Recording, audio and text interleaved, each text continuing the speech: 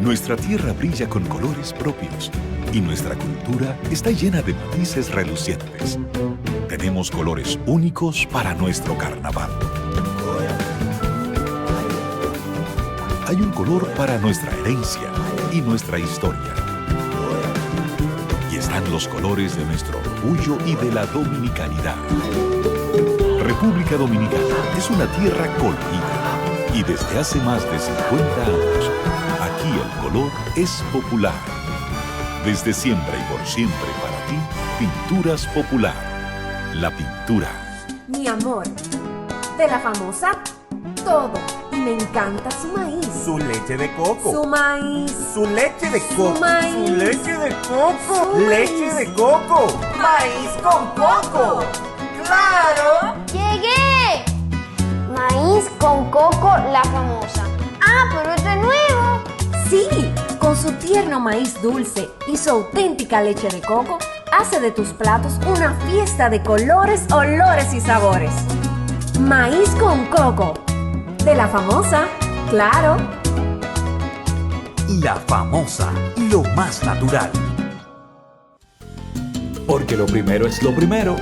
Delante de una experta abuela, siempre hay un exquisito nutritivo plato y detrás una delicada y dulce madre que los deleita con deliciosas pastas, pescados y guisos tan ricos porque siempre lleva adelante la pasta de tomate La Famosa, que da sabor y color insuperable.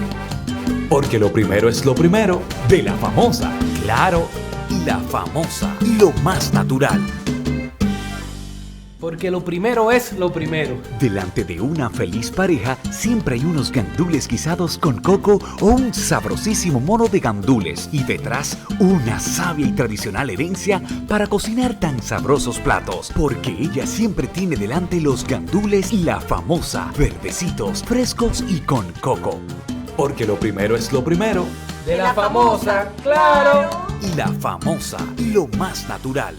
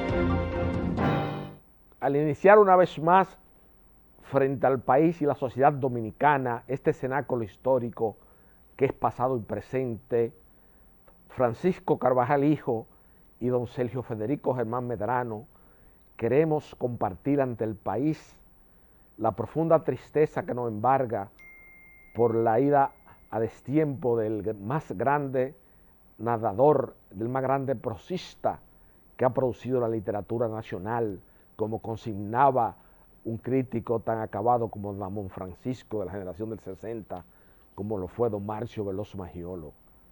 Un escritor exquisito, fabuloso. Marcio, con Trujillo, Villafrancisca y otro fantasma, es una de las obras más exquisitas de la literatura nacional. En Marcio Veloz Maggiolo, la prosa adquirió, diríase, producía inusitados placeres estéticos a cualquier lector sensible, porque era una prosa muy depurada al nivel de un Juan Durfo, de esos grandes escritores del boom latinoamericano, y realmente alcanzó plena madurez y llevó temas nacionales como fue Villafrancisca y todos sus personajes, lo llevó Marcio Veloz Maggiolo a los linderos universales. Es un escritor, es un referente en este país. Yo escribí en mi cuenta de Twitter que Marcio Veloz Maggiolo, para mi humilde criterio, y como un lector agudo de los lejanos días de mi infancia. Era el escritor que en el manejo de la prosa producía a un lector sensible mayores inusitados placeres estéticos. Marcio Veloz Maggiolo es un referente. Marcio Veloz Maggiolo, como le decía mi padrino Enzo Mastrolili en aquellas reuniones que se hacían de los premios Siboney en compañía de Damón Francisco, de Hugo Tolentino y toda la crema de la intelectualidad dominicana, que ese escritor indudablemente capitaneó junto a Damón Francisco. También, al iniciar pasado y presente, quiero manifestar ante el país el recuerdo que me embarga. Esta mañana, en mi caminata acostumbrada en el Parque Mirador Sur, surgió el recuerdo de un inolvidable amigo y cliente como lo fue Manuel María Alfaro Dicar, Manolito Alfaro, un hombre de una pasta humana excepcional, una persona que fue el propulsor junto a Juan Bernal del sector del Naco, fue que proyectó todas las instalaciones del Club Naco, de esos edificios que se hicieron, y fue verdaderamente una persona que jugó un papel importante a principios de la década del 70 en el desarrollo social y económico de la sociedad dominicana. Pero sobre todo lo que yo quiero evocar esta noche ante el país es manifestarle que en el espacio y en el tiempo, y quizás don Sergio Federico Germán Medrano pueda entender en toda su extensión las palabras que manifiesto al país, porque cuando una persona se va de este mundo, cuando una persona como Manolito Alfaro, de esa calidad, esa pasta humana, como lo era él, un hombre trascendente, como lo fue Juan José Jesús Bellapar Faura, uno realmente se da cuenta que lo importante en el hombre, como decía Gregorio Marañón, es la incidencia que tienen en la vida de los demás. Mucha gente me ha preguntado a través de las redes sociales durante el desarrollo de esta semana de un video que ha circulado y que Diario Libre hizo, lo acuñó y lo puso en su página web, de una señora refiriéndose a unas declaraciones de Víctor Alicinio Peña Rivera, refiriéndose a que el general Antonio Inver Bardera, aquel héroe nacional de la noche del 30 de mayo del año de 1961, que fue determinante en el asesinato de Rafael Leonidas Trujillo Molina. Ese Inver Bardera que fue del gobierno de reconstrucción nacional, porque en pasado y presente somos objetivos, analizamos las grandes figuras de la historia dominicana con sus luces y sus sombras. Eso eran dos peculiaridades que los dos biógrafos más importantes de la segunda mitad del siglo XX a nivel universal, como lo fue Emile Bluit y Stefan Zweig, siempre hablaban de las luces y las sombras de los grandes hombres de la historia universal y dominicana. Yo quiero esta noche, al iniciar pasado y presente, que don Sergio Federico Germán Medrano, con la calidad, con los crisoles, con los credenciales frente al país, de haber vivido en plena lucidez ese proceso histórico a la que se circunscribe la declaración de la señora Valenzuela, y también teniendo los credenciales de ser una figura que perteneció al movimiento clandestino 14 de junio, en su etapa clandestina en las luchas contra Rafael Leonidas Trujillo Molina, y que su nombre figura, como reitero una vez más, frente al país en el libro de Crímenes y Delitos contra la Seguridad Interior y Exterior del Estado, del exquisito abogado y autor de un libro que aún no ha sido aquilatado en su justa dimensión, y que la entrada en vigencia de la ley 834 y 845 lo hizo perder un poco de vigencia, como es la guía de la prueba civil y comercial de Luis Enrique Castillo. En el libro de Luis Enrique Castillo figura don Sergio Federico Germán Medrano y el complot desvelado. Yo quisiera que al iniciar pasado y presente esta noche frente al país, y precisamente siendo este cenáculo histórico donde se discuten los temas fundamentales, que don Sergio Federico Germán Medrano emita ante el país su opinión con relación a esta declaración de la señora Valenzuela, que ya la familia del general Antonio Inver Barrera le respondió en unas declaraciones bastante escuestas y muy precisas con relación a ese hecho. Buenas noches, don Sergio. Buenas noches, Carvajal. Evidentemente, el asesinato de las mártires y patriotas, históricamente, figuras más relevantes femeninas de la historia dominicana, después de María Trinidad Sánchez, como fueron las hermanas Mirabal, tiene unas fuentes históricas que hay que buscarlas con pinza para conocer de manera exacta, verídica, cómo fue que se originó ese crimen. Y yo he visto que en todo el debate que ha habido últimamente no se ha tomado en cuenta lo que escribió una persona que fue quien dirigió todos los servicios de inteligencia de Trujillo y los principales asesinatos de Trujillo al final de la década del año 1950, decía, finales de los 50 y principios de los 60. Me refiero a Johnny Abe García. Y en el libro de Johnny Abe García, que escribió, un libro que escribió, se comienza a conocer cómo se originó el asesinato de las Mirabal, de dónde emanó la orden y cómo se transmitió. Relata Johnny Abe que en una ocasión en que estaba con Trujillo, mandó a buscar a José René Román Fernández, que era el jefe del ejército, el secretario de las Fuerzas Armadas, José René Román Fernández, alias Pupo. En esa época era secretario de Estado de las Fuerzas Armadas. Exacto.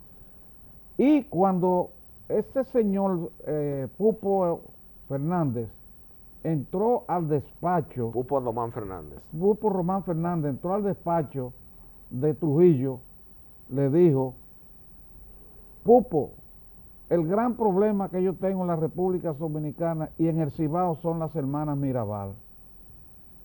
Encárgate de resolverme ese problema. Dice Johnny Abe que le dijo Trujillo a Pupo. Evidentemente Pupo interpretó esas palabras de Trujillo como una orden de muerte de las Mirabal, salió del despacho de Trujillo y le transmitió la orden de que se asesinara a las Mirabal a Candito Torres, que era quien era en ese momento el que dirigía el servicio de inteligencia militar en sustitución de Johnny Abe. Y esta a su vez Candito Torres le transmitió la orden en Santiago a Licinio Peña Rivera. A Víctor Alicinio Peña Rivera le transmitió la orden. Y Víctor Alicinio Peña Rivera organizó la trama, la persecución y el asesinato final de las Mirabal. Entonces, ¿cómo se va a tomar de punto de partida y de fuente a Víctor Alicinio Peña Rivera para decir que Antonio Inver Barrera estuvo involucrado en ese asesinato cuando él fue el que lo ejecutó prácticamente, el que dirigió su ejecución? Claro. Así es que eso no es así. Y eso quedó establecido en el proceso judicial que se le hizo bajo el Consejo de Estado, donde el doctor Carvajal Martínez, Valera Benítez, Héctor Sánchez Morcelo, Damón Pina Acevedo y ese grupo jugaron un papel. Se quedó establecido claramente. Eso fue un juicio público, donde habían elementos de juicio de defensa, etcétera, elementos probatorios. Pero aquí no, aquí estamos hablando de fuentes directas, de admisiones, confesiones como esa de Johnny Abe. Ahora, a partir de ahí, se conoce claramente que comenzó la acechanza y que fueron los cuatro sicarios esos, los que finalmente esperaron a las Mirabal. Alfonso Cruz Valerio, Entrada Mayeta, O sea, Ciriaco de las Dosas, ese era el grupo. Ese Pero grupo, Alfonso Cruz Valerio, sobre todo, sí, fue que se cargó de Minerva. De Minerva Mirabal. Que era la más rebelde de Exacto. todas. Esos fueron los que ejecutaron ese crimen. Exacto, ahí ahí después del puente de Marapicá. Ahí se circunscribe. Claro. A Inver Barrera, incluso, déjame decirte que Inver Barrera, cuando se asesinan a la Mirabal, ya no es gobernador de Puerto Plata, como están diciendo, Claro. que fue el gobernador de Puerto Plata y que fue el hombre del sombrero. Y que bajó en el Él carro. no estaba en Puerto Plata, e incluso ya Inver Barrera estaba en conversaciones con el grupo de personas que finalmente procedieron al magnicidio, procedieron al ajusticiamiento de Trujillo. Ya Inver Barrera ya estaba en oposición silenciosa a Trujillo, ¿tú me entiendes? Claro. Y además tenía a su primo hermano, creo que era Segundo Inver, Su hermano Segundo Inver Barrera, preso en La Con Victoria, Papito. en una solitaria donde no se sabía de él, y se pensaba incluso que estaba muerto, no se sabía. Del Segundo Inver Barrera se supo que estaba vivo cuando nosotros, los del 14 de junio, llegamos a La Victoria, ¿tú entiendes? Y encontramos que estaba en una solitaria. A partir de ahí se conoció que todavía estaba vivo.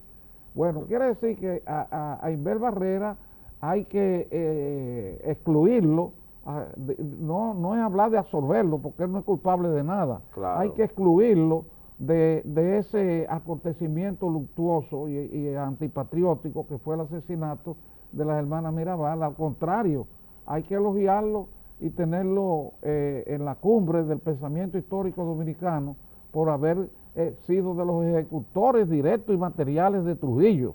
¿Tú entiendes? Haber participado directamente en la ejecución ajusticiamiento de Rafael Trujillo. Eso decía yo, don Sergio, porque también hemos caído en mucha frivolidad. La frivolidad de la farándula se ha extrapolado al ámbito histórico y social dominicano. Y las redes sociales, aunque da una apertura y una democracia y permite que muchas personas puedan emitir ideas, también se ha hecho un uso abusivo. Porque, por ejemplo, el general Antonio Inver Barrera, de quien mi padre, Carvajal Martínez, fue su íntimo amigo y tuvo una relación de amistad muy sólida durante varias décadas en la apertura y la democracia, y mi padre fue el representante con Sánchez Morcelo y con Ramón Pina Acevedo y Martínez de la parte civil constituida en el juicio de los asesinos de las hermanas Mirabal. Si mi papá hubiese tenido una sola sospecha de que el general Antonio Inver Barrera hubiese participado en el crimen de las hermanas Mirabal, no hubiese desarrollado ese lazo de amistad tan profundo que existió entre ellos y de la cual nosotros como familia nos sentimos muy honrados. El general Inver Barrera es una figura importante en la segunda mitad del siglo XX dominicano.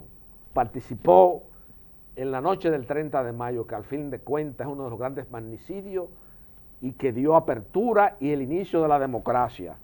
De que los gobiernos a posteriori que han venido en la apertura y la democracia hayan rehabilitado el fantasma de Trujillo y todavía Trujillo hoy tenga una vigencia inusitada, ya es otro problema sociológico histórico para otro análisis. Aquí pura y simplemente nos estamos refiriendo a los autores intelectuales de la muerte de las hermanas Mirabal. Y como ha señalado don Sergio Federico Germán Medrano, con mucha precisión y con los credenciales de que es acreedor ante el país, como miembro de ese movimiento y como persona que vivió en plena lucidez ese proceso y en plena madurez, es precisamente Pupo Román, a Víctor Alicinio, Pupo Román a Candito Torres a Víctor Alicinio Peña Rivera, y Víctor Alicinio Peña Rivera recluta a Ciriaco de las Dosas y ese grupo. Además, Carvajal, aquí la opinión pública y quienes toman preeminencia en la formación de esa opinión, muchas veces se embarcan en discusiones estériles, baladí, exacto, sin importancia, o con escasa importancia comparado en relación con acontecimientos que tienen otras vertientes que sí deben ser observadas, deben ser Claro, analizadas y criticadas, claro. como es el hecho de que los asesinos de las hermanas Mirabal, condenados a 30 años de prisión, en el momento en que se inicia el proceso revolucionario del 1965, fueran puestos en libertad.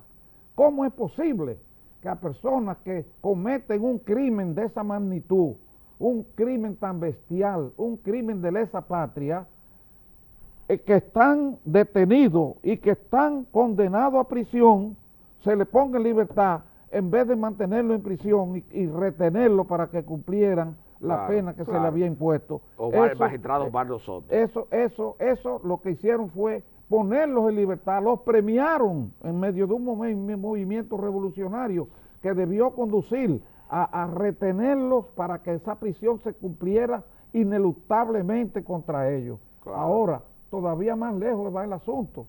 No solo lo ponen en libertad, sino que esas personas se van a vivir a Estados Unidos y algunos vienen aquí a la República Dominicana y el Ministerio Público Dominicano y las personas encargadas de tener la persecución y la detención de esas personas y volverlo a llevar a la prisión, nunca se ocuparon, los dejaron en libertad permanentemente. Entonces, ese sí es el hecho censurable, que se cometan crímenes en la República Dominicana de esa naturaleza histórica, que se llegue al extremo de dejarlos en libertad y también que regresen al país y permanezcan indemnes sin que se le haga cumplir la sanción que se le impuso. Ya eso te revela a ti hasta dónde está, hasta la profundidad que tiene el malestar de los órganos encargados de perseguir y castigar los delitos, los crímenes y las violaciones de la ley en la República Dominicana. Es decir, que eso demuestra que este es un país donde la Procuraduría General de la República, la Dirección Nacional de Prisiones y otros órganos que tiene el Estado Dominicano, llenos de personas ahí pagándole sueldos, no se ocupan de cumplir con sus funciones. Esa gente vivieron aquí y ni siquiera se pidió su extradición por parte de los órganos responsables de esa misión. Entonces, lo que sí hay que ver aquí no es el tema de tratar de desacreditar un héroe nacional que realmente no tuvo nada que ver con eso, absolutamente nada. Ahí están los hechos históricos, sino lo censurable es todo lo que ocurrió a partir del momento que esa gente fueron encontrados en la Fortaleza Osama en prisión y fueron liberados y vivieron tranquilamente su vida. Claro. En Santiago uno, hasta el extremo de Cambio morir identidad. ahí tranquilamente. Cruz Valerio. Bueno. Cruz Valerio fue el que ejecutó a Minerva. Exacto. El que mató a Minerva con los palos de guayá. Pero don Sergio, ahora que usted ha hecho mención de eso, y como yo soy la única persona en el país que ha señalado con responsabilidad que el que liberó, porque era el comandante cuando se hace en la Revolución de Abril del 1965, el comandante militar era Manuel Ramón Montes Arache. Y Manuel Montes Arache es que le da salvoconducto a Víctor Alicinio Peña Rivera, ese grupo. Pero Montes Arache para Francisco Carvajal hijo, ahí vamos a tener una pequeña diferencia usted y yo esta noche frente al país. Es uno de los hombres más leales que se ha producido en este país, un país de tanta traición y donde nadie es leal. Manuel Ramón Montes Arache fue una figura militar leal a Rafael Leonidas Trujillo Martínez Ramfi. Esa era una figura, fue un hombre leal, don Sergio. Aquí en este país donde la ingratitud y donde los favores políticos y la gente tiende a traicionar al otro y no a ser fiel con los amigos, Manuel Ramón Montes Arache puede tener su sombra de que liberó a esa gente, pero fue un héroe nacional que se enfrentó al invasor norteamericano, don Sergio. Eso hay que reconocer. Y también Ubi Rivas dice que por qué después, ahí estaba Fefe Valera también, que fue fiscal cuando el gobierno de Jorge Blanco, y no buscaron la cosa, y ahí Ubi Rivas esta semana acusa a Minú y al hijo de Manolo y a todo el grupo, que tampoco se preocuparon por eso. O sea, no es una culpa del Ministerio Público única y exclusivamente. Ahí todos los catorcistas, incluyendo a mi papá, también tuvieron culpa de eso también, ¿Por qué no se dedicaron entonces después de los 12 años de Balaguer, cuando llegó Antonio Guzmán a buscarlo a ellos? No, Sergio, eso ahí tenemos usted y yo diferencia. Déjame explicar, tú tienes una equivocación. Gestiones se hicieron frente a distintos gobiernos. Lo que pasa es que esas gestiones tenían que hacerse directamente ante las autoridades, las máximas autoridades del país, y se hicieron para que se pidiera la extradición, y se hicieron para que se encarcelaran, y fueron desoídas. Fueron hechas las peticiones. Bueno, porque usted sabe que el gobierno de Balaguer no iba a ser posible. No, y antes del gobierno de Balaguer también, ¿tú me entiendes? Antes hubo un Consejo de Estado y hubo un triunvirato. Sí, pero acuérdense que ellos salen a partir del 65. Sí, por eso te digo, pero te estoy diciendo que ya... Ya ellos estaban presos, o sea, ellos estuvieron presos desde el Consejo de Estado a la Revolución de Abril, durando 2 años y pico presos. Por eso es lo que te estoy diciendo, que duraron presos y durante todo ese tiempo, se mantuvieron en prisión. El asunto viene después de cuando Montearrache, como tú mismo estás diciendo, lo pone en libertad, por la razón que fuera. Él cometió un acto que yo lo censuro, tú no lo censuras por la razón que tú explicaste. Yo lo censuro. No, yo no lo censuro. Yo lo que me refiero a que es un héroe con sus luces y sus sombras. Espérate. No estamos de acuerdo que está censurable. Es censurable, no estamos de acuerdo. Espérate, en todos los seres humanos no hay una conducta unilineal. Siempre puede haber luces y sombras, como dicen. Entonces, de Montearrache cometió ese grave error, ese pésimo error. Ahora, que después asumió una actitud patriótica junto a un grupo de hombres ranas que él dirigía cuando la Revolución de Abril, para tratar de mantener la constitucionalidad, que se retornara a la constitucionalidad y al gobierno del profesor Juan Bosch, había sido destituido por un golpe de Estado. Eso fue una actitud elogiable y que hay que elogiarlo y reconocérsela. No estamos hablando, estoy hablando de una dualidad en una misma persona. Claro, y esa dualidad, incluso déjame decirte, por esto que te voy a relatar ahora, ese grupo de los hombres ranas que tuvo esa actitud tan valiente y tan patriótica durante la revolución, con anterioridad a la revolución, fue un grupo represivo. Ese grupo de los hombres ranas. Claro, porque que la revolución lo hacen los antitrujillistas, como dice mi papá en un video que yo pasé la semana pasada. ¿Quién es que lo va a hacer preso? Y él dice, Carvajal, sal de 3 en 3. Y Francis Camaño, el jefe de los Cacos Blancos. La revolución no la hacen los izquierdistas. La revolución de abril del año de 1965, don Celio, quienes lo hacen son los trujillistas. Bueno, no, son los militares. Los militares trujillistas. Eran militares, sí, los militares trujillistas, los líderes. Déjame decirte, lo hacen los militares, pero tú tienes que entender que quienes la desarrollaron, quienes la fomentaron, quienes la incubaron, no fueron militares. No. Claro, civiles, pero al final de cuentas el liderazgo quedó en manos de militares trujillistas. Bueno, porque fue una lucha armada y los militares tenían que asumir un papel preeminente. Claro, y Francis pasó a ser, como hijo de Fausto Camaño, pasó a ser la figura militar más importante de la revolución pero de abril. Aquí ese es el tema está aquí, y vuelvo y te lo repito, por el hecho de que los asesinos de las hermanas Mirabal, por una debilidad sustancial, orgánica de la sociedad dominicana, no fueran sancionados debidamente y estando condenados a pena de prisión de 30 años, permanecieran en libertad 20 y pico de años y no cumplieran con la prisión, contando incluso con la buena vecindad de los lugares donde vivía, en Santiago, y las veces que el otro vino aquí, el Alicinio, Peña Rivera, cuando debieron tener un repudio social, un repudio nacional. Vino a circular, a poner en circulación obras, incluso obras de historia, porque al final se dedicó a escribir sobre diversos temas sobre la era de Trujillo. Bueno. Porque ese Alicinio Peña Rivera, además de un asesino, además de un criminal, torturador, es un cínico también, ¿tú entiendes? Claro. Era un cínico. Era un individuo altamente peligroso y jamás en este país se podría llegar al extremo de comenzar a organizar un culto a lo peor de la historia dominicana, que fue el trujillismo y los trujillistas, y entonces a denostar a las personas que se sacrificaron para que Trujillo terminara con su tiranía en este país y para que posteriormente aquí se estableciera un régimen de democracia y que mucha gente, muchos dominicanos patriotas que luego participaron también en la Revolución de Abril, también vayan a ser denostados ahora, porque aquí hay un sistema de denostar personas.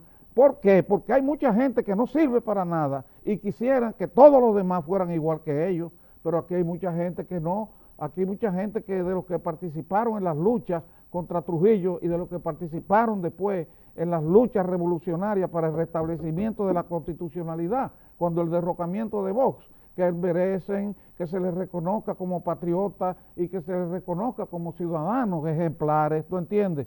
Contrariamente a esa cáfila trujillista que andaba por ahí. Eso es lo que yo pienso, Carvajal. Aquí tenemos que utilizar una pinza, las ideas. Una pinza para poner no solo las ideas, sino las personas en el lugar histórico que le corresponde y reconocerle lo que son. Ahora, yo no te digo, vuelvo y te repito, también hay personas que cometen errores y se reivindican ante la historia y ante el país. Todo como el caso de Francis Camaño, que fue jefe de los Cacos Blancos, que era el cuerpo depresivo del Consejo de Estado de la muerte de Trujillo. Sí, pero tú tomas los Cacos Blancos, era un cuerpo represivo, pero no era un cuerpo de asesinato. No, jamás, no era como el CIN de Johnny Ave García, eso ya era otra cosa, eso era de exterminio, eso era un centro de exterminio. Exactamente. Eso era un centro de exterminio de la vida humana. Criminales enfermos, natos. Los panfleteros de Santiago, Víctor Alicino Peña Rivera, cómo esa mujer le da credibilidad, esa señora Valenzuela le da credibilidad a Víctor Alicino Peña Rivera cuando tiene que ver con los panfleteros de Santiago, porque era el jefe del CIN en Santiago. Y otra cosa, don Sergio, también. Él lo detuvo. Él lo detuvo. A ellos lo ejecutaron aquí en la 40. Exacto, pero que él tuvo que ver con eso. Sí, él fue que lo detuvo en Santiago, evidentemente. Sí. Don Sergio, y ya también otra cosa, ya preciso, un puntico nada más, para irnos a la pausa, porque ya estamos contra el tiempo. También esa señora de atacar a una figura como don Fafa Tavera, que quiera sí o no, estemos de acuerdo o no con don Fafa. Don Fafa siempre ha sido un hombre que ha estado al lado de las mejores causas del pueblo dominicano. Y yo siempre recuerdo, y le agradezco mucho eso a él, que cuando falleció mi padre, él y José González Espinosa, Ramón Báez Romano y Ramoncito Báez Figueroa fueron las 4 primeras personas que llegaron a la funeraria. Y siempre le agradezco eso a Fafa. Y recuerdo que Ramón Báez me dijo una frase, ahí comenzaron a llegar los cabezas calientes ya a Carvajal. Es una cosa, un anécdota dominicano, pero que Fafa siempre ha sido un hombre que siempre ha estado después con el MPD también, siempre ha estado a favor de las causas nobles de este país. De Fafa Tavera yo te puedo decir lo siguiente, yo no lo conozco personalmente. Creo que ni siquiera nunca lo he visto personalmente. Pero fueron 14. Cita los dos porque fue del 14. No, personalmente, te estoy hablando de ver personalmente. Ok, visualmente. Visualmente. Pero sí, desde que estuvimos en la 40 y en la Victoria, durante todo el periodo de la prisión, oí hablar de Fafa Tavera como un revolucionario de nuestro movimiento, ejemplar, audaz, capacitado y vertical en sus ideas y criterios. Y posteriormente a la excarcelación y posteriormente al ajusticiamiento de Trujillo, he oído siempre hablando de Fafa Tavera y he visto el andar por la vida de Fafa Tavera, la vida pública dominicana de Fafa Tavera, y yo no he visto ni he oído ninguna manifestación negativa respecto a su persona. Yo siempre lo he visto involucrado en una lucha en defensa de los ideales que él entiende que son los que pautan su vida política y que son los que deben concretarse en la vida política de la República, porque él cree que eso es lo que va a encauzarnos por un camino, un sendero de democracia y libertad definitivamente. Eso es lo que yo lo he visto. Yo nunca lo he oído a él involucrado en nada que pueda denostar su persona, ni pueda menoscabar su papel patriótico en la historia dominicana. Bueno, don Sergio, ahora vamos a entrar ya, amigos televidentes, en la segunda pausa de pasado y presente. Yo también hago acopio de todos esos conceptos expresados por don Sergio Federico Germán Medrano, con relación al eminente ciudadano Rafael Taveras, mejor conocido como don Fafa Taveras, una persona que siempre, desde los 12 años del doctor Balaguer, desde cuando Trujillo en todas las tribunas siempre ha estado al lado de las mejores causas. Y si esa señora, don Sergio, ya para cerremos con el tema de oro, si esa señora está diciendo que Fafa y en esa declaración mencionó a todo el mundo, eso fue una estrategia. Parece que esa señora Valenzuela desconoce la historia del movimiento 14 de junio, cuando se diseñó esa estrategia que empezaron a caer para mencionar la mayor cantidad de personas, para que Trujillo se diese en la obligación de preservar la vida. No, sobre eso te puedo dar un testimonio. Ok. A mí me detuvieron en Baní el día 19 de enero de 1960.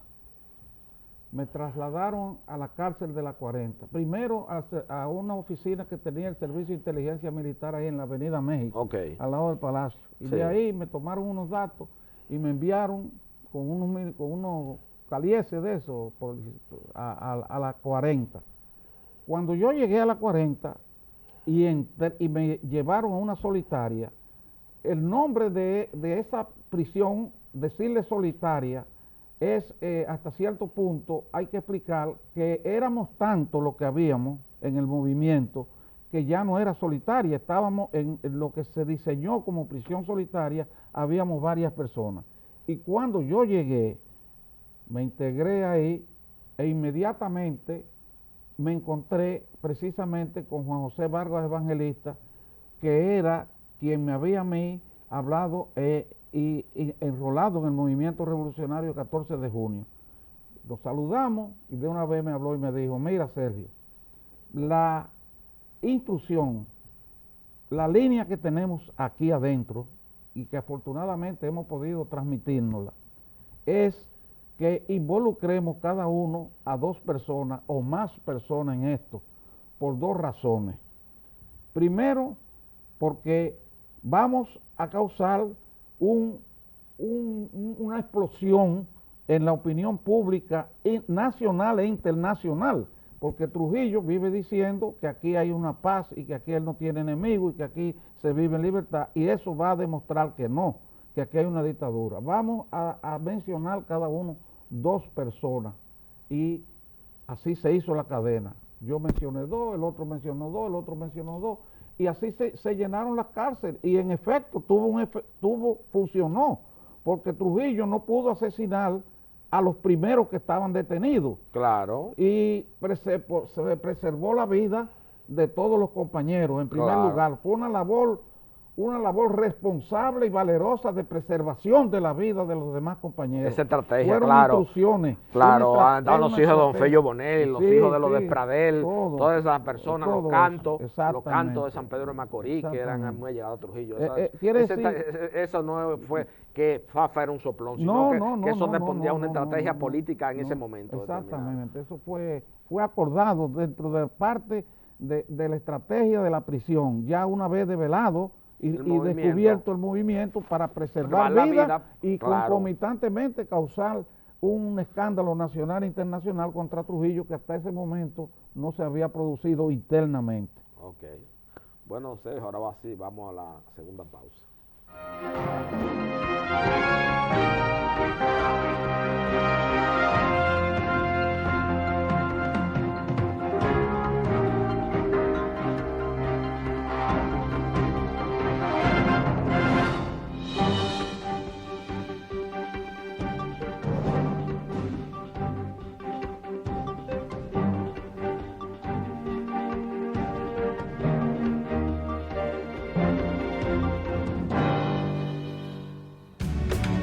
Nuestra tierra brilla con colores propios y nuestra cultura está llena de matices relucientes. Tenemos colores únicos para nuestro carnaval. Hay un color para nuestra herencia y nuestra historia. Y están los colores de nuestro orgullo y de la dominicanidad. República Dominicana es una tierra colorida y desde hace más de 50 años, aquí el color es popular. Desde siempre y por siempre para ti, Pinturas Popular. La Pin. Mi amor, de la famosa, todo. Y me encanta su maíz. Su leche de coco. Su maíz. Su leche de coco. Su maíz. Su leche de coco. Su Leche maíz. de coco. Maíz con coco. ¡Claro! ¡Llegué! Maíz con coco, la famosa. Ah, pero esto es nuevo. Sí, con su tierno maíz dulce y su auténtica leche de coco, hace de tus platos una fiesta de colores, olores y sabores. Maíz con coco. De la famosa, claro. La famosa, lo más natural. Porque lo primero es lo primero. Delante de una experta abuela, siempre hay un exquisito nutritivo plato y detrás una delicada y dulce madre que los deleita con deliciosas pastas, pescados y guisos tan ricos porque siempre lleva delante la pasta de tomate la famosa que da sabor y color insuperable. Porque lo primero es lo primero de la famosa, claro, la famosa, lo más natural. Porque lo primero es lo primero. Delante de una feliz pareja siempre hay unos gandules guisados con coco o un sabrosísimo mono de gandules y detrás una sabia y tradicional herencia para cocinar tan sabrosos platos, porque ella siempre tiene delante los gandules la famosa, verdecitos, frescos y con coco. Porque lo primero es lo primero. De la famosa, claro. Y la famosa, lo más natural.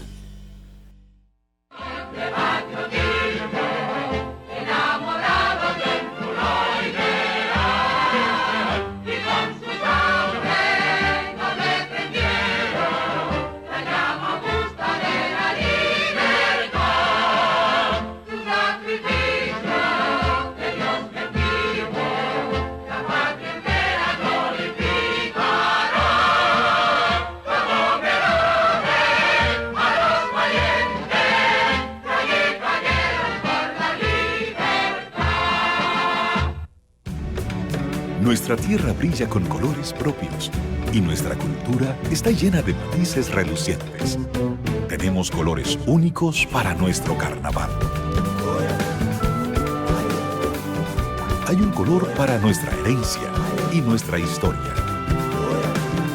Y están los colores de nuestro orgullo y de la dominicanidad. República Dominicana es una tierra colorida y desde hace más de 50 años, aquí el color es popular. Desde siempre y por siempre para ti, Pinturas Popular. La pintura. Porque lo primero es lo primero. Delante de una feliz pareja siempre hay unos gandules guisados con coco o un sabrosísimo mono de gandules y detrás una sabia y tradicional herencia para cocinar tan sabrosos platos, porque ella siempre tiene delante los gandules y la famosa, verdecitos, frescos y con coco. Porque lo primero es lo primero. De la famosa, claro. Y la famosa, lo más natural.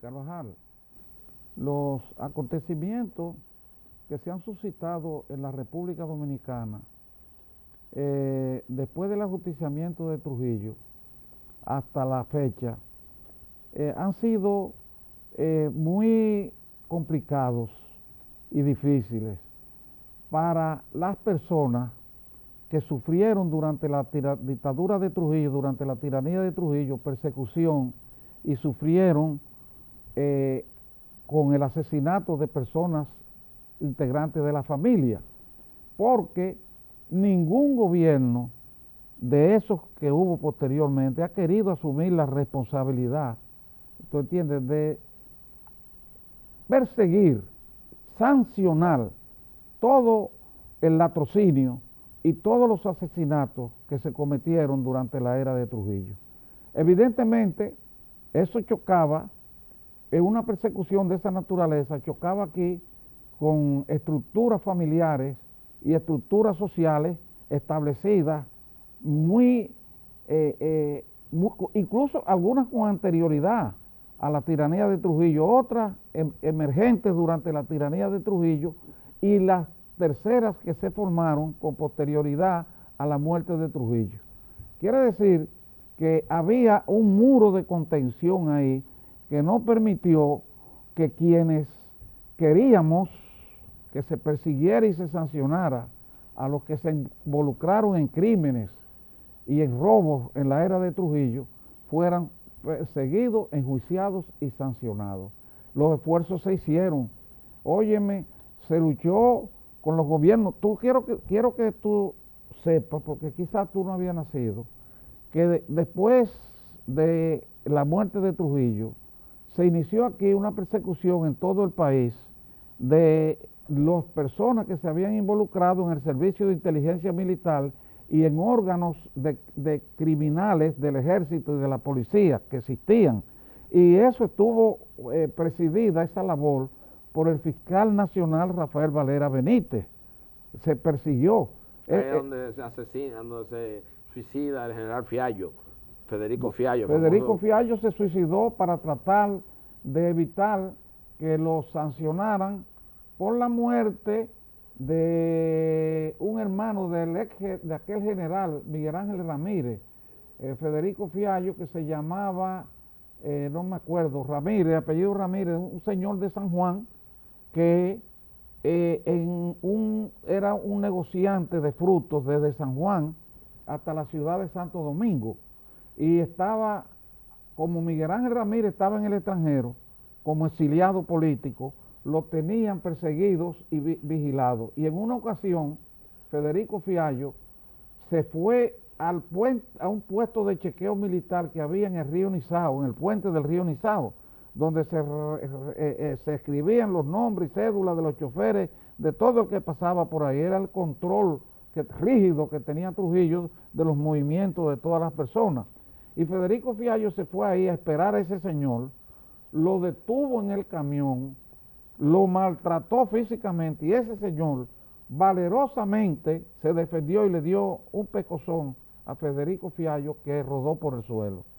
Federico Fiallo ahí mismo lo encarceló, lo dejó encarcelado, vino a la ciudad de Santo Domingo, parece que obtuvo la autorización de Trujillo para que lo eliminaran y tomaron a ese señor Ramírez, al chofer del camión y a uno o dos peones que iban en él, se lo llevaron a donde le dicen la cumbre en Asua, un sitio donde hay una carretera, o había una carretera con muchos precipicios, y ahí los mataron a palo y lo lanzaron por el precipicio diciendo que se trataba de un accidente.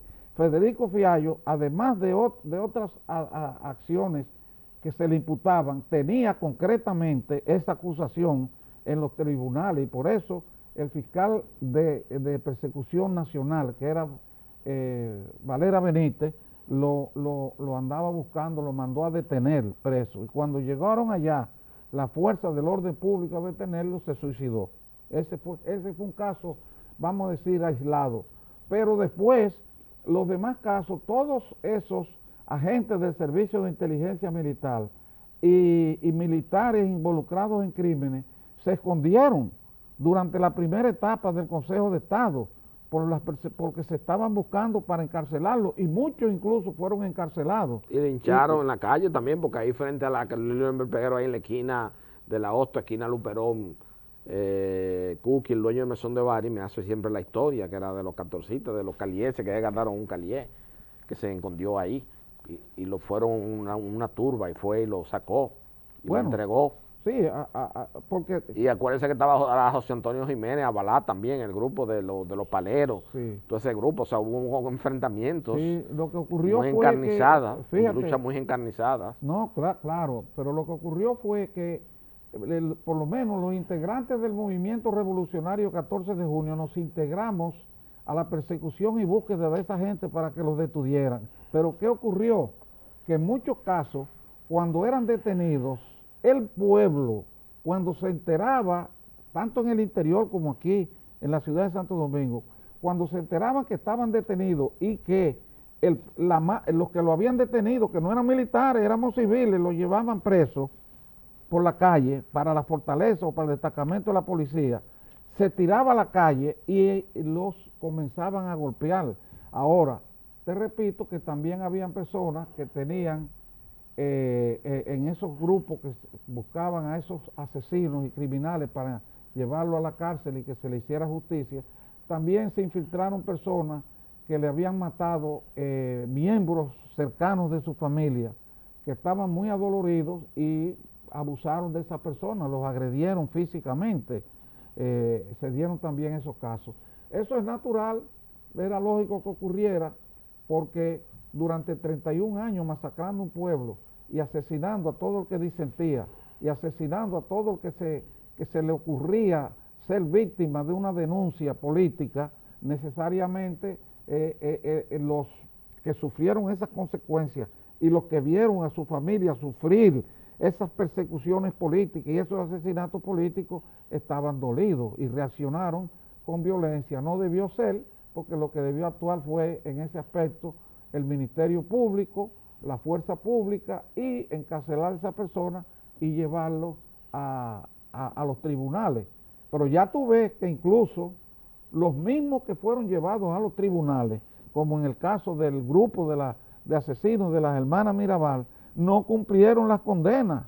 Entonces, de ahí que si no cumplieron la condena, mucha gente decía que no hacían nada con llevarlos a la prisión porque los iban a soltar, que no hacían nada con encauzarlos porque eso no iba a llegar a ninguna parte, y si tenían dolor personal, entonces actuaron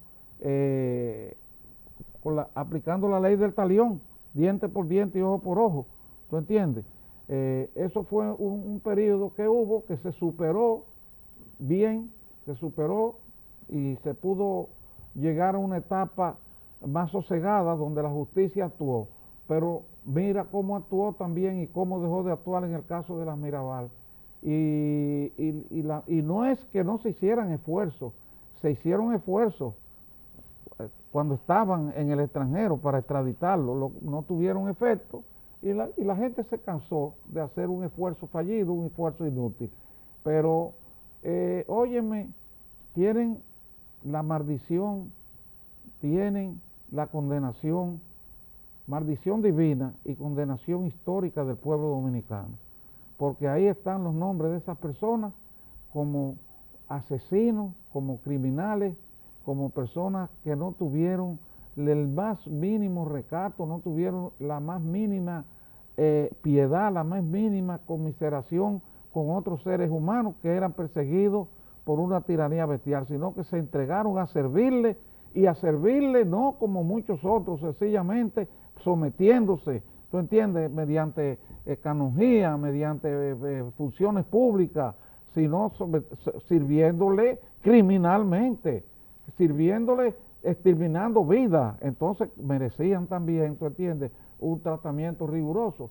La pena máxima aquí era de prisión, era 30 años, no había pena de muerte, pero tú puedes estar seguro que si esas personas hubieran sido detenidas en Estados Unidos, detenidas en Francia, detenidas en un país donde existía la pena de muerte, su condena hubiera sido la pena de muerte, seguro, o en la silla eléctrica, o en fusilamiento, o como fuera, la cámara de gas, porque los crímenes que cometieron ameritaba que ellos también fueran sancionados con la pena de muerte.